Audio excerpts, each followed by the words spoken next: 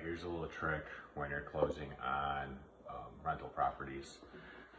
Ideally, not like a single family, but the more the units, the better. But here's a little trick. So always set your closing for early in the month, right? Ideally, like the 6th to like the 12th.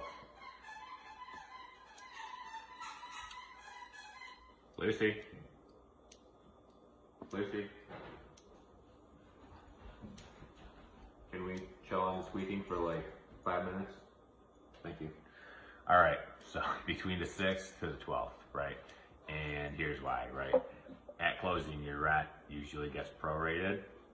So it depends on the side of the property, but let's just say it's 10 unit and you're collecting $1,000 a month, right? So at closing, you're gonna get 10K prorated to whatever date you're closing to. So you might get like 8 or 9.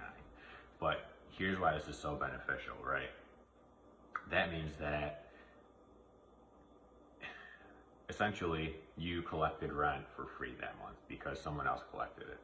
And there's a few reasons why you want to be from the 6th to the 12th, not the 1st or the 2nd, because rent usually gets collected on the 1st or the 2nd or 3rd, and that would just make things super complicated.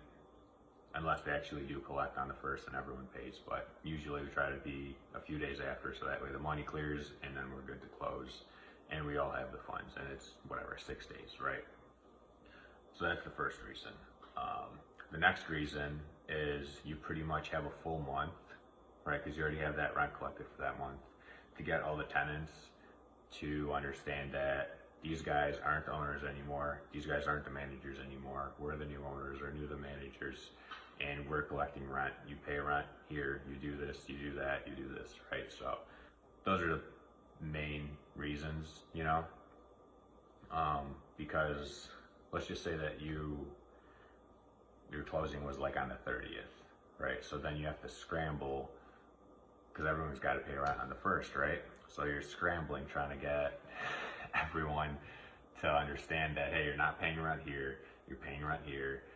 It's just more of a headache than it's worth, right? I would rather collect rent on, let's just, like our closing, hopefully on the next property we're buying is going to be on the 4th.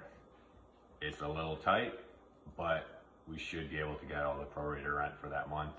We spoke to their property manager and they said they usually have all the rent in and it clears, so it'll work out perfect, right?